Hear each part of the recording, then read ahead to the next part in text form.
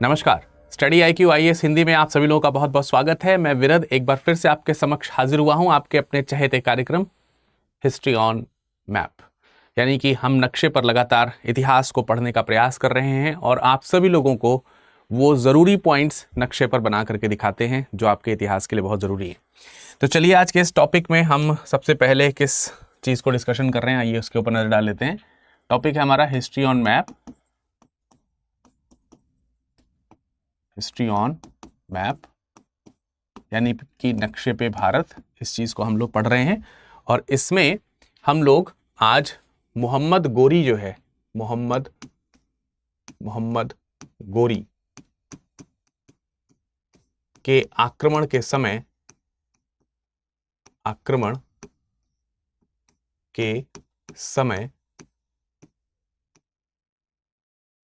भारत की राजनीतिक दशा क्या थी, भारत की राजनीतिक दशा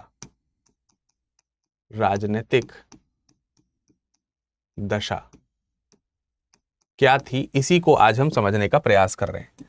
तो आज का जो हमारा टॉपिक है, आई थिंक कि आपको ये बहुत ही क्लियर हो चुका होगा कि आज हम क्या पढ़ने जा रहे हैं। भारत की राजनीतिक दशा के बारे में पढ़ेंगे। इसका मतलब जब गोरी भारत पे आक्रमण कर रहा है उस समय भारत में कौन कौन से राज्य किस स्थिति में शासन कर रहे हैं, क्या है उनका औचित्य, उन सब के ऊपर डिस्कशन करेंगे। उससे पहले मैं आपको बता दूं, ये मेरा कोड है। आप हमेशा कोड जो इस्तेमाल करें किसी भी स्टडी IQ के कोर्स को परचेज करने के लिए या कोई भी किताब वगैरह कुछ भी टेस्ट सीरीज वगैरह खरीदनी है तो आप हमेशा यूज करें विरद लाइव, VIRADLIVE। इस कोड का आप इस्तेमाल जरूर करें। तो ये तो हो गई एक छोटी सी जानकारी। चलिए अब हम कुछ अलग चीजें आपको बताने का प्रयास करेंगे, समझाने का प्रयास करेंगे। हम सब लोगों को मालूम है कि जब महमूद गजनवी के द्वारा स्थापित यहाँ पर मतलब प्रसारित जो गजनवी राजवंश था, उन गजनवियों के पतन के बाद, खास तौर से उसका पतन महमूद गजनवी के बाद होना शुरू हो गया। तो महमूद गजनवी के पतन के बाद मोइजुद्दीन मोहम्मद बिन साम, एक नाम याद रखना है, मोइजुद्दीन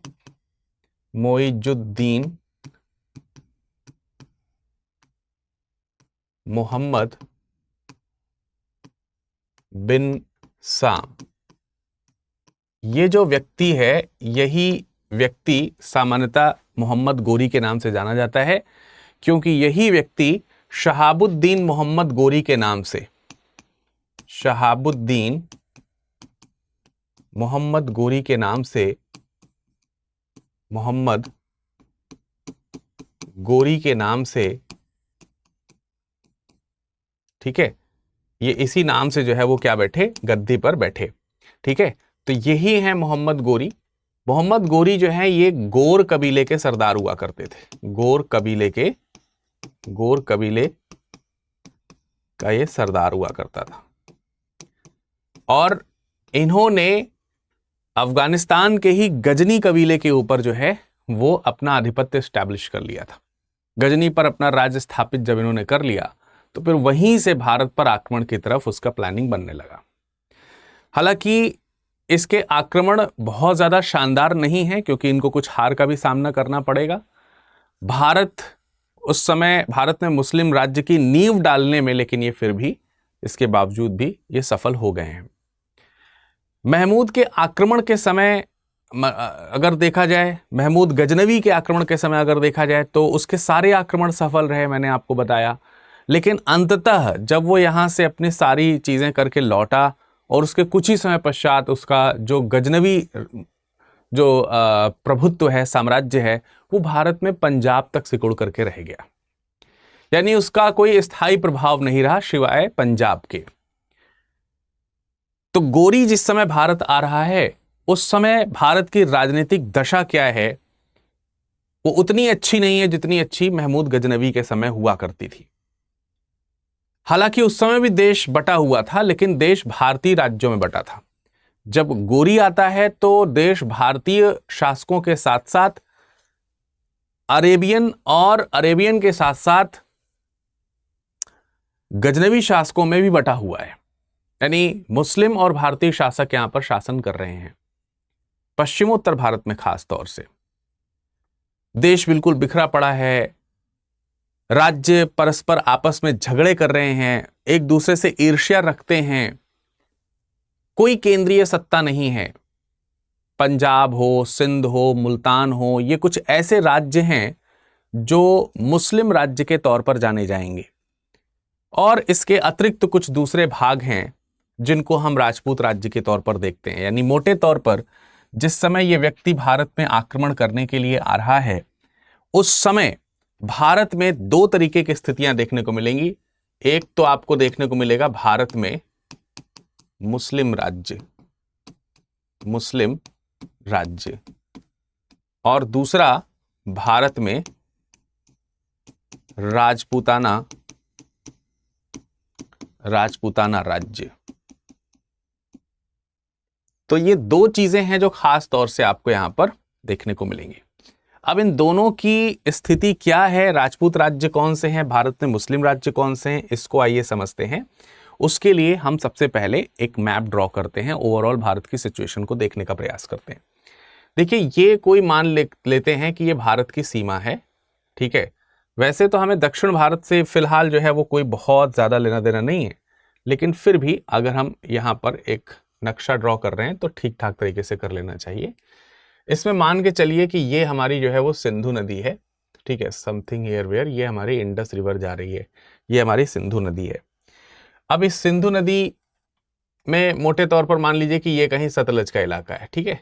अब इसमें बीच में बहुत सारी नदियां हैं, फिर यहीं कहीं से आप मान के चलिए कि ये आपकी गंगा नदी जा रही होगी, और यहीं से आप मान लीजिए कि ये आपकी यमुना नदी जा रही है, और यहीं कहीं से आप मान के चलिए कि आपकी ब्रह्मपुत्र नदी जो है वो प्रवाहित हो रही है। तो ये उत्तर भारत में एक लमसम जो है आपको एक आइडिया देखने को मिलेगा। इसमें सबसे पहले हम बात करेंगे कि गजनी कबीला कहाँ है। तो आप देखेंगे कि यहां कहीं आपको गजनी प्रांत देखने को मिलेगा। ये आपका गजनी प्रांत हो गया। मैं थोड़ा और पेन को लाइट कर देता हूं, ठीक है। गोर कबीला इसी के ऊपर यहां कहीं आपको देखने को मिलेगा, ये गोर है। तो गोर और गजनी, इसी गोर कबीले के मोहम्मद गोरी ने गजनी कबीले को क्या कर लिया है, ऑक्यूपाई कर लिया है, जीत लिया है, अपने हिस्से में रख लिया है। अब यहीं पर आपको एक छोटा सा राज्य देखने को मिलेगा जिसको कहेंगे हम पेशावर, ठीक है, ये पेशावर है, और इसी के ऊपर आपको यहां पर देखने को मिलेगा काबुल। तो ये सब आसपास की लोकेशंस हैं, जगहें हैं जो आप अच्छी तरीके से जानते हैं। फिर उसके बाद अगर आप थोड़ा सा साउथ में आएंगे तो यहां कहीं आपको मुल्तान देखने को मिलेगा, मुल्तान, ठीक है। और इस तरफ जब आप आएंगे थोड़ा सा मुल्तान से पूरब की तरफ, तो यहां पर आपको लाहौर जो है वो देखने को मिल जाएगा। तो यहां कहीं आपका ये लाहौर राज्य है। तो अगर मोटे मोटे तौर पर देखें तो गजनी का राज्य जो है वो कहां तक फैला हुआ है, गजनी का राज्य जो है वो यही कुछ इस जगह पर आप फैला हुआ देखते हैं, ठीक है। ये इस तरीके से गजनी का जो राज्य है वो फैला हुआ आप देखेंगे, ठीक है। अगर हम यहां पर इसको यहां पर इस तरीके से कवर अप करें तो हमको पता चलेगा कि यहीं कहीं पे आपको गजनवी का जो राज्य है वो देखने को मिलेगा, महमूद गजनवी का राज्य। इसको मैं थोड़ा सा लाइट कर देता हूं, ठीक है। तो ये आप मान के चलिए कि ये महमूद गजनवी का राज्य है, गजनी प्रांत है, जिस पर अब गोर ने क्या कर लिया है, अपना ऑक्यूपेशन मतलब ऑक्यूपाई कर लिया है, उस एरिया को पूरा प्राप्त जो है वो कर लिया है। तो हम अब इसमें सबसे पहले जो है वो आपको जो यहां पर आपको जो मुस्लिम राज्य स्टैब्लिश हैं उनके ऊपर पहले डिस्कशन करेंगे, ठीक है। मुस्लिम राज्य, ठीक, सबसे पहले हमारा जो डिस्कशन होगा वो किसके लिए होगा, वो मुस्लिम राज्य के लिए होगा कि भारत में मुस्लिम राज्य कौन कौन से हैं। मुस्लिम राज्य सबसे पहले आइए उनके ऊपर थोड़ा सा डिस्कशन करते हैं, ठीक है। जैसा कि मैंने आप लोगों को बताया है कि आपको हमारा कोड हमेशा यूज करना है, कौन सा, हमेशा कोड आपको यूज करना है विरद लाइव, ठीक है, विरद लाइव, ठीक। कोई भी चीज आपको स्टडी IQ में परचेज करनी है, यूज कोड विरद लाइव। तो मुस्लिम राज्यों के ऊपर आइए डिस्कशन करते हैं एक बार। अब देखिए मुस्लिम राज्यों में कौन कौन से राज्य हैं ठीक है, मुस्लिम राज्यों में कौन कौन से राज्य हैं उस पर डिस्कशन करने से पहले सबसे पहले तो हम भाई देखिए मुस्लिम राज्य जो है आपको यहीं पर देखने को मिले, एक तो मुल्तान वाला और इसके नीचे का जो आप सिंध वाला एरिया देखते हैं वो। तो यहां पर आप ऐसे समझ के देखिए, सबसे पहले जो पंजाब का क्षेत्र है, जो पंजाब रीजन है, वो पंजाब जो है वो गजनवियों के हाथ में था या नहीं था? पिछले सेशन में ही मैंने आपको बताया। ये आपको जो आपको ये लाहौर का इलाका दिख रहा है, मुल्तान है, पेशावर है, ये सारी चीजें जो हैं आपके पंजाब के अंतर्गत आया करती थी। तो जब महमूद ने हथियाया था इसे, तभी से ये गजनी राज्य का अंग हुआ करता था। उत्तर पश्चिम में आप देखेंगे तो ये जो पेशावर वाला इलाका आप देख रहे हैं, यहां तक पंजाब फैला है। नॉर्थ वेस्ट में अगर आप देखोगे तो पेशावर तक जो है ये आपको राज्य बिखरा हुआ दिखाई देगा, फैला हुआ दिखाई देगा, ठीक है, नॉर्थ वेस्ट में। और अगर हम ईस्ट की तरफ जाते हैं, पूर्व की तरफ जाते हैं, तो जम्मू तक इसका जो राज्य है वो आपको फैला हुआ दिखाई देता है, ठीक है, जम्मू तक जो है आपको फैला हुआ राज्य देखने को मिल जाएगा। तो ये काफी विस्तृत राज्य था। दक्षिण राज्य की जो इसकी सीमा है वो इधर उधर काफी ज्यादा डिवाइड होती रही है हमेशा। उसका रीजन ये है कि एक तो जो क्षेत्रीय शासक थे, दिल्ली इत्यादि के जो शासक हैं, वो आपको बार बार इन क्षेत्रों में आक्रमण करते हुए दिखाई देंगे। बाकी पंजाब का राज्य थोड़ा कमजोर भी होने लगा था, जो गजनवियों वाला है। गोरी के आक्रमण के समय यहां पर खुसरो मलिक नाम का एक व्यक्ति है जो शासन कर रहा है। खुसरो मलिक जो हैं वो यहाँ के शासक हैं, जो कि पंजाब के राजा के तौर पर उस समय जाने जाएंगे, ठीक है। और ये जो खुसरो मलिक हैं ये बहुत योग्य शासक नहीं थे, ये दुर्बल और विलासी शासक हुआ करते थे। तो पंजाब जो है उस समय कमजोर हो गया है। उसके बाद रही बात पंजाब के बाद दूसरा जो प्लेस है वो आपको मुल्तान और सिंध का देखने को मिलेगा। मुल्तान और सिंध वाला जो प्रोविंस है, इस पर मैंने तब भी चर्चा करी थी जब महमूद गजनवी का आक्रमण होने वाला था। तो मुल्तान और सिंध जिन्हें पहले महमूद ने जीत लिया था और उससे पहले वहां पर किरमिथियन वंश का शासन हुआ करता था, उसी इलाके को मुल्तान और सिंध को महमूद ने जीता था। लेकिन महमूद के जाने के पश्चात, ठीक है, आपको मालूम है ये प्रोविंस किसने जीते थे? महमूद गजनवी ने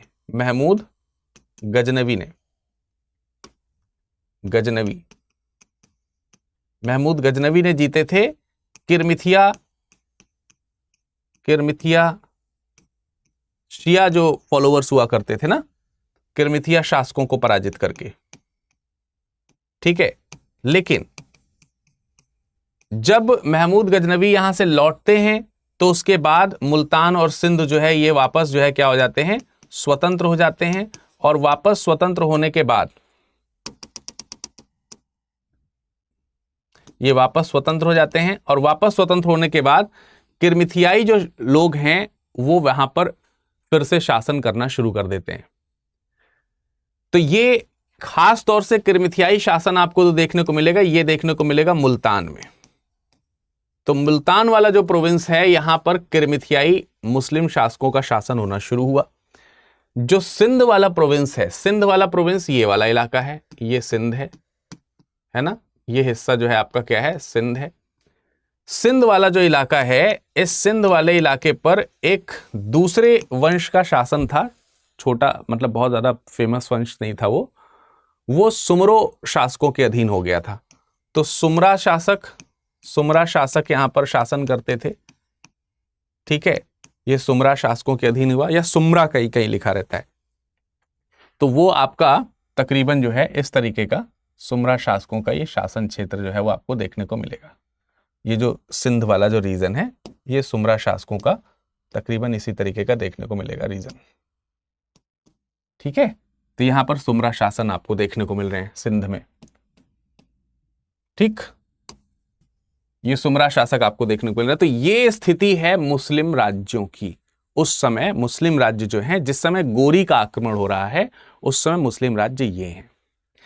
लेकिन जिस समय गोरी का आक्रमण हो रहा है उस समय जो अन्य राज्य हैं, यानी कि राजपूताना राज्य जो हैं, वो कैसे हैं उसके ऊपर भी आइए एक बार नजर डाल लेते हैं।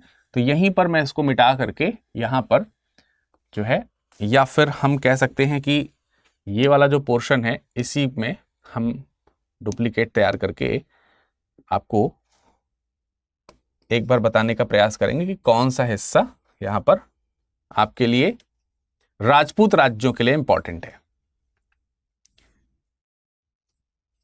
तो देखिए, अब बारी है किसकी? राजपूत राज्यों की। अब बारी है राजपूत राज्यों की। राजपूत राज्य। अब जब हम राजपूत राज्यों की बात करते हैं तो राजपूत राज्यों में दिल्ली और अजमेर का चौहान राज्य आएगा। ठीक है, राजपूत राज्यों में कौन आएगा? दिल्ली और अजमेर। उसको अजय मेरू कहा जाता था तब, अजय मेरू के चहमान, चहमान कह लीजिए या चौहान कह लीजिए, एक ही बात है, चौहान वंश। ये इनका शासन आपको यहां पर देखने को मिलेगा। तो देखिए, यहां कहीं आपको दिल्ली देखने को मिलेगी। मान के चलिए कि ये आपका दिल्ली है, यहां कहीं पर, ये एकदम यमुना नदी के पास में। और आपको यहां कहीं पर अजमेर देखने को मिलेगा, अजमेर। ये मान के चलिए कि आपका ये वाला जो हिस्सा है ये अजमेर है और ये वाला हिस्सा जो है वो दिल्ली है। तो दिल्ली और अजमेर के चहमान वंश के शासक हैं। अभी मैं इसको एक पूरा इनका जो क्षेत्र विस्तार है उसको भी दिखा दूंगा, बता दूंगा। ये बहुत ही शक्तिशाली शासक हुआ करते थे, इंपॉर्टेंट राज्यों में से एक थे। दिल्ली और अजमेर का चौहान वंश जो है, उस समय चौहान शासक पृथ्वीराज चौहान हुआ करते थे। यहाँ के जो शासक थे, शासक का नाम क्या है? शासक का नाम है पृथ्वीराज, पृथ्वीराज चौहान। इनको जो है राय पिथौड़ा भी कहा जाता था। तो पृथ्वीराज चौहान तृतीय जो हैं वो यहाँ पर शासन कर रहे थे और ये काफी शूरवीर हैं, काफी संघर्षशील व्यक्ति हैं, काफी ख्याति प्राप्त है इनकी वीरता के कारण इन्हें। तो पड़ोसी जो राज्य हैं वो इनसे काफी भयभीत रहते थे, काफी जो है इनका लोहा मानते थे एक तरीके से। और इनका शासन जो है वो अजमेर से लेकर के, खास तौर से अजमेर से इनका शासन है। दिल्ली इन्होंने बाद में प्राप्त किया है। अजमेर, रुहेलखंड, कलिंजर, ऐसे तमाम सारे जो राज्य हैं, अजमेर, रुहेलखंड, कलिंजर या कालिंजर, कालपी, आप जो है महोबा, ये वाला हिस्सा इन्होंने बाद में जीता है। शुरुआत में इधर वाला हिस्सा नहीं है, शुरुआत में इधर वाला हिस्सा परमार शासकों के पास में है। वो भी वीर पराक्रमी शासक हैं, तो उनके बारे में भी डिस्कशन करेंगे। ये सब राज्य हैं, यहां तक इनका राज्य आपको फैला हुआ देखने को मिलता है। अब अजमेर हो गया आपका, ठीक है, मान के चलिए तकरीबन यहां कहीं पे आपको कलिंजर देखने को मिलेगा। ये कलिंजर है, बाद में राज्य यहां तक फैल रहा है। यहां कहीं आपको मान के चलिए कि महोबा देखने को मिलेगा, महोबा, ठीक है। और इसके ऊपर आप यहां कहीं ग्वालियर देख सकते हैं, ग्वालियर होगा। तो ग्वालियर से थोड़ा सा और ऊपर की ओर कलिंजर आप रख सकते हैं, इसको थोड़ा सा नीचे की ओर लेकर के आया जा सकता है अगर आप इसकी बात कर रहे हैं तो, इस तरीके से, है ना। तो ये ग्वालियर है, इधर कलिंजर है, इधर, ऐसे करके आप देख सकते हैं कि ये इनके राज्य क्षेत्र के अंतर्गत आते थे। मतलब आप मोटे मोटे तौर पर देखोगे तो इनका जो शासन है वो कुछ इस तरीके से फैला हुआ आपको देखने को मिलेगा, ये इस तरीके से। ये बाद में चल करके यहां तक का पूरा जो राज्य है ये ऑक्यूपाई करते हैं। इधर जो है आपका ये इस तरीके का राज्य इन्होंने प्राप्त किया है। तो इनका जो राज्य है वो आप देख ही पा रहे हैं, तकरीबन यहां तक फैला हुआ है ये पूरा राज्य, ठीक है। ये पूरा हिस्सा जो है इन्हीं का है, इनके राज्य का ही ये मतलब प्राप्त रीजन है। इसी जगह पर कहीं पर आप जो है इधर की ओर देखेंगे, कन्नौज का इलाका आपको देखने को मिलेगा, ठीक है। ये कन्नौज आपका मान के चलिए कि यहां कहीं पर आपको कन्नौज देखने को मिलेगा, कन्नौज का इलाका आपको ये देखने को मिल रहा है। बट ऑब्वियस बात है कि अगर आप देखोगे तो ये वाला जो इलाका है ये सब जो है कन्नौज के क्षेत्र में आता है। ये सारा रीजन जो है वो कन्नौज और नौज के क्षेत्र में आता है। अब इधर कन्नौज को मैंने यहाँ पर क्यों बनाया, उसके पीछे भी एक रीजन है। उसके पीछे कारण ये है कि अभी आप इन्हीं के एक प्रतिद्वंदी देखेंगे जो आपको देखने को मिलेगा। तो रुहेलखंड का इलाका आपको यहाँ पर, रुहेलखंड का इलाका आपको यहाँ पर दिख गया इनके शासन प्रांत में। ठीक है, कलिंजर, कालपी, महोबा आपको यहाँ पर दिख ही गया। महोबा से थोड़ा ऊपर यहाँ पे मान के चलिए कि कहीं पर कालपी होगा, इस जगह पर कहीं पर। ठीक है, अजमेर आपको प्राप्त पता ही चल गया, कलिंजर पता चल गया। तो ये एक शासन का जो क्षेत्र है वो किसका है, वो मोटे मोटे तौर पर पृथ्वीराज चौहान का शासन है। अब ये कई सारे नगरों तक इनका राज्य फैला। अब इनके कुछ गजनी प्रांत हैं, गजनी के जो प्रांत हैं, यानी कि उत्तर में आप गजनी का शासन देख रहे हैं। यहाँ के कुछ हिस्से हैं जो पंजाब रीजन के आसपास के हिस्से हैं, उनके साथ जो है इनके युद्ध होने शुरू हुए। तो उत्तर की ओर इनका राज्य फैला। जैसे आपको ऑलरेडी यहाँ पर उत्तर की ओर एक राज्य फैला हुआ दिख रहा है, तो मान के चलिए यहीं कहीं पर एक जगह है भटिंडा। तो इन्होंने भटिंडा जो कि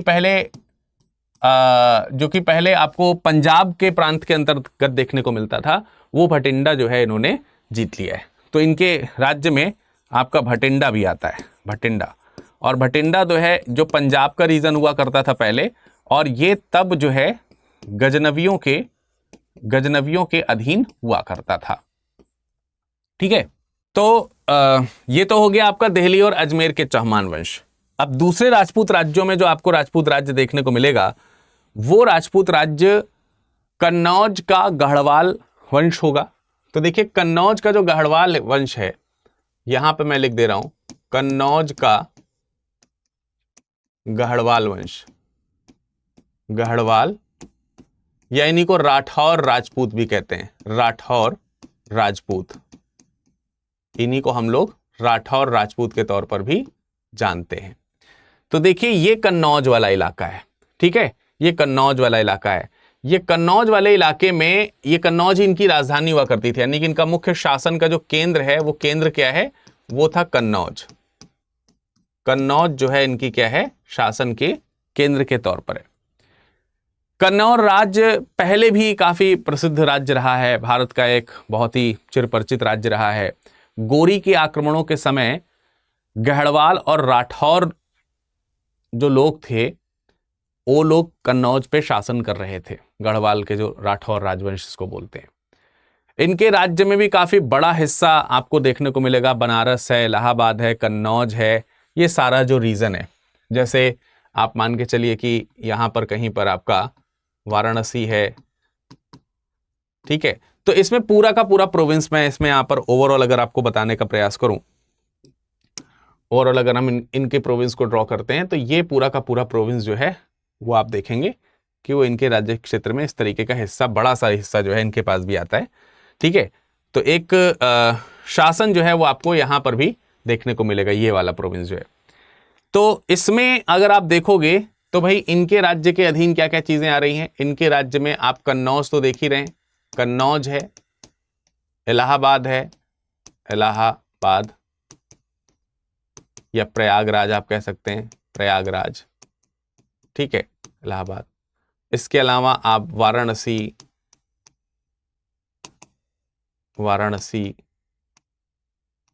अवध का जो रीजन है, अवध प्रोविंस जो है आधुनिक, ये पूरा का पूरा इलाका जो है ये आया करता था इन कन्नौज के गढ़वाल राजवंशों के अधीन, इनके पास में आया करता था। और यहाँ के जो शासक हैं उनके, ये दिल्ली अजमेर के जो शासक पृथ्वीराज चौहान हैं, इनसे जो है हमेशा लड़ाई, इनसे संघर्ष जो है वो चलता रहता था। जयचंद्र यहां पे शासन कर रहे थे। यहाँ के राजा कौन थे, राजा जो थे वो जयचंद थे। और जिस समय गोरी ने भारत पर आक्रमण किया, जिस समय गोरी भारत पर आक्रमण करता है, आप ये मान के चलिए कि ये राठौर और ये चौहान, तो राठौर चौहान संघर्ष जो है वो एक प्रकार की कहावत सी बनती चली गई थी। तो ये स्थिति थी मुख्य तौर से, तो ये स्थिति आपको देखने को मिल रही है। फिर उसके बाद कुछ गुजरात और अनहिलवाड़ा के आसपास चालुक्य जो है आपको देखने को मिलेंगे। तो आइए गुजरात और यहां पर गुजरात और अनहिलवाड़ा के जो चालुक्य हैं गुजरात और अनहिलवाड़ा,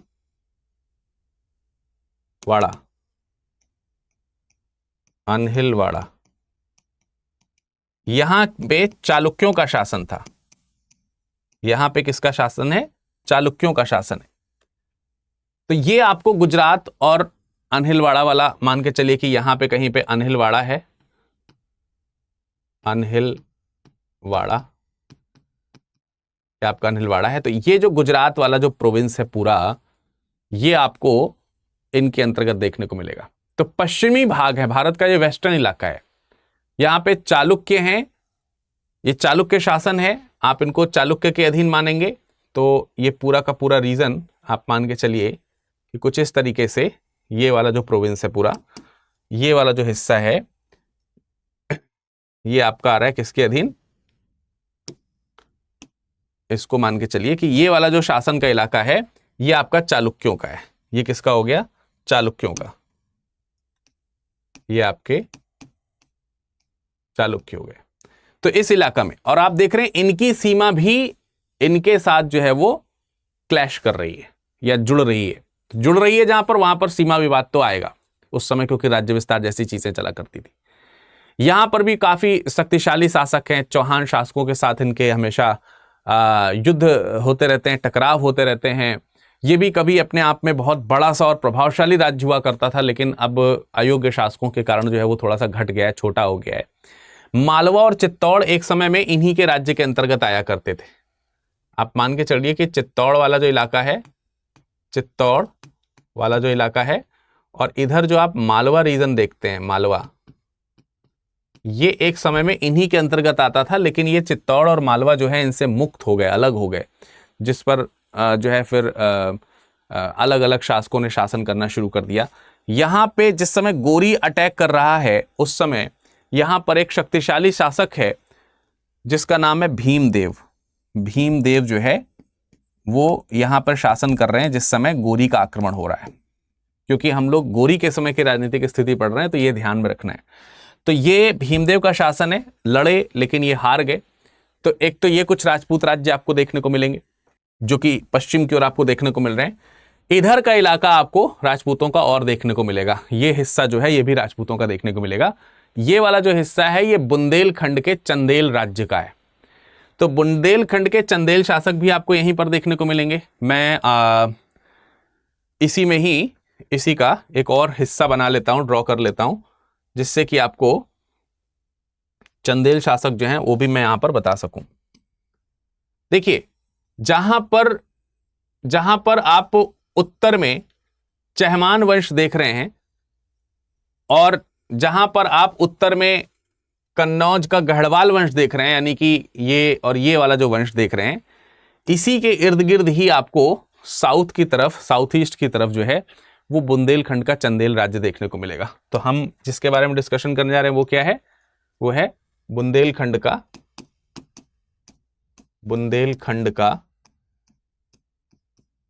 चंदेल राज्य। चंदेल राज्य यानी चंदेलों का जहां पे शासन है उस एरिया को हम यहां पर कवर करने का प्रयास करेंगे।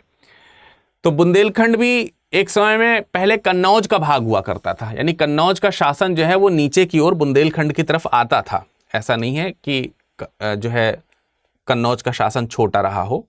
कन्नौज के समय में एक समय में इसका हिस्सा हुआ करता था, यानी बुंदेलखंड जो है एक समय में ये कन्नौज का हिस्सा था, एक समय में कन्नौज का हिस्सा था, कन्नौज का भाग था। स्वाभाविक सी बात है कि शासन कमजोर हुआ होगा और ये पृथक हुए होंगे, और अब जो है वो चंदेलों के अधीन ये स्वतंत्र हो गए हैं। 11वीं शताब्दी के लास्ट क्वार्टर की अगर हम बात करें, अंतिम चौथाई के समय की बात करें, तो यहां के शासक हुआ करते थे परमंदी देव या परमार्दी देव के नाम से भी इनको जाना जाता है, या परमल के नाम से भी जाना जाता है। ये शासक हुए थे और इनकी पृथ्वीराज चौहान के साथ लड़ाई हुई। तो पृथ्वीराज चौहान जो हैं, पृथ्वीराज जो हैं, इनके साथ युद्ध होता है तो पृथ्वीराज इसमें विजयी होते हैं और इनके राज्य के कुछ हिस्से जो हैं वो इन्होंने इनसे प्राप्त कर लिए। तो जो हिस्से इन्होंने प्राप्त किए उन्हीं हिस्सों में खास तौर से मालवा और कालिंजर वाला इलाका आता है। मालवा और कालिंजर ये हिस्से जो है आते हैं, जो मैंने आपको पहले दिखाया, जो पहले यहां पर इनके प्रोविंस के अंतर्गत आया करते थे।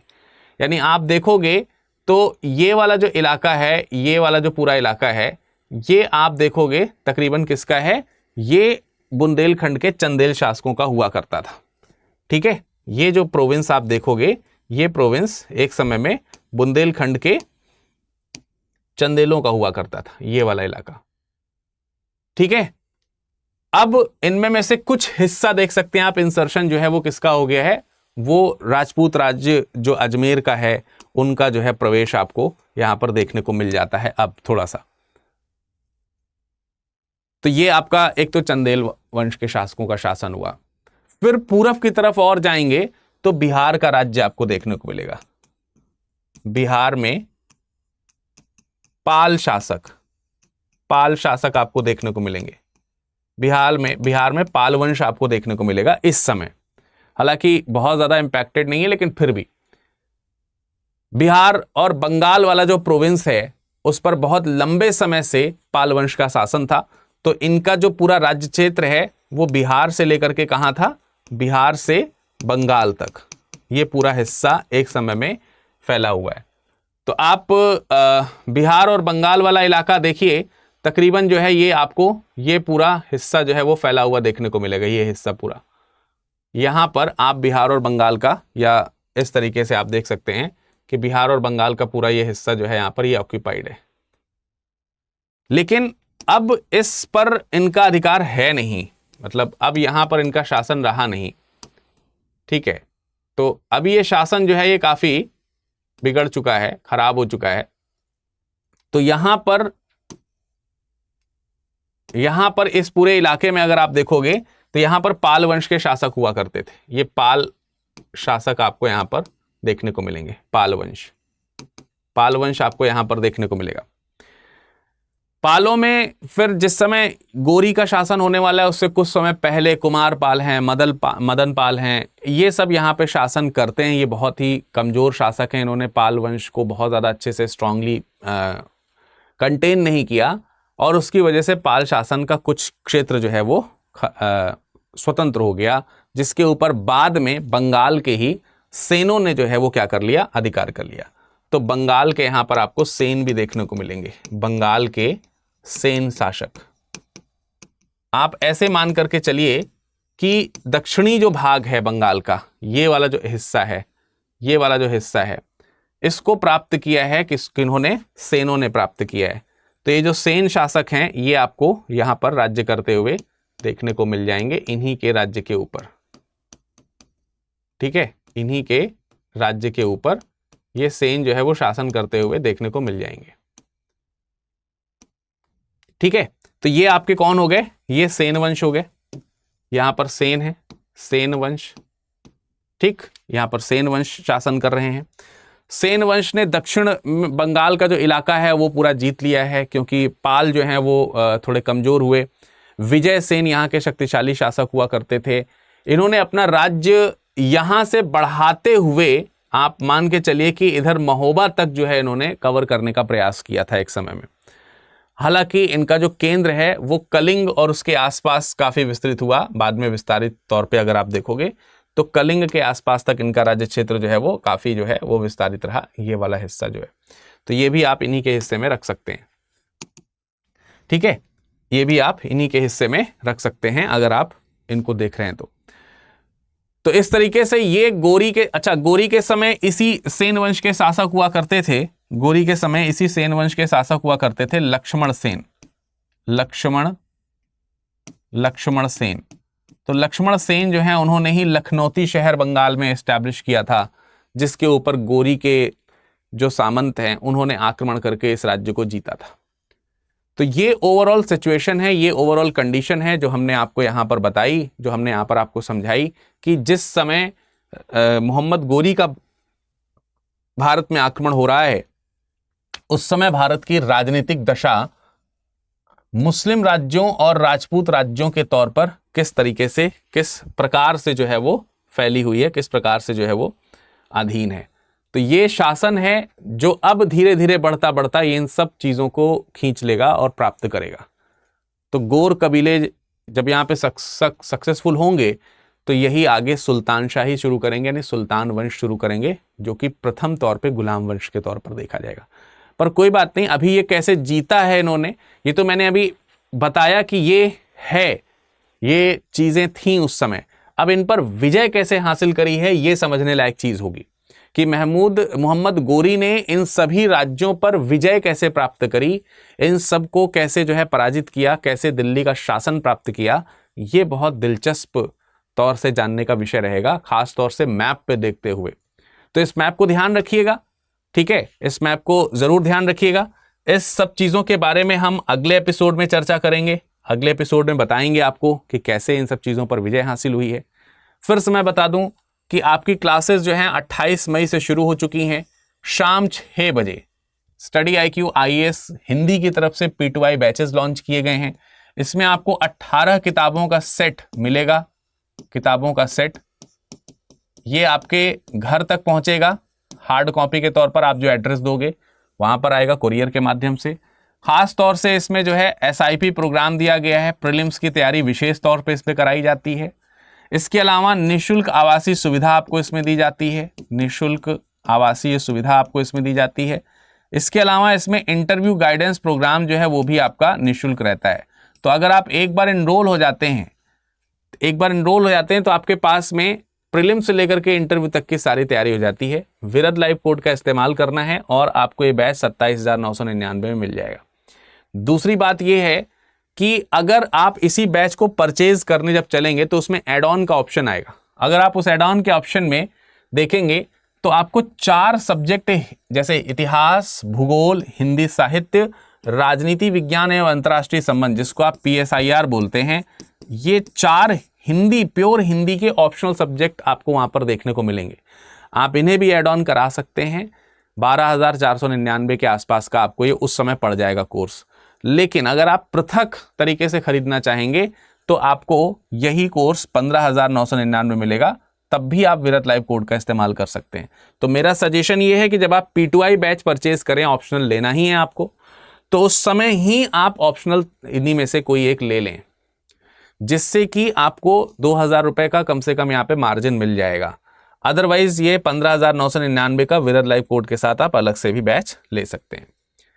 चलिए, अब इस बैच का अगर आप PDF प्राप्त करना चाहते हैं तो हमारे टेलीग्राम से तुरंत जुड़ जाइए। टेलीग्राम पे आप सर्च करिए virat.dube, और आप हमसे सोशली कांटेक्ट करना चाहते हैं तो आप हमारे इंस्टाग्राम पे तुरंत जुड़ जाइए। इंस्टाग्राम पे भी आप हमें virad.dube के नाम से ही सर्च कर सकते हैं, या फिर अपना फोन नंबर, कॉन्टैक्ट नंबर दे करके अगर आप हमसे बात करना चाहते हैं तो केवल अपना कॉन्टैक्ट नंबर आप यहाँ पर शेयर करें virat.dube@studyiq.com पर, तो आपको मैं या मेरी टीम जो है वो सहायता प्रदान कर पाएगी।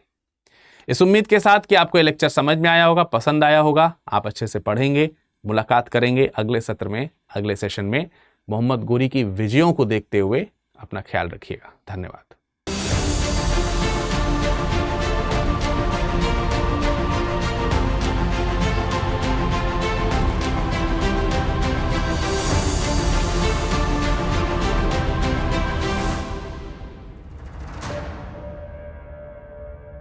हिंदी में UPSC की तैयारी से संबंधित प्रोग्राम्स को देखने के लिए सब्सक्राइब करें स्टडी IQ IAS हिंदी।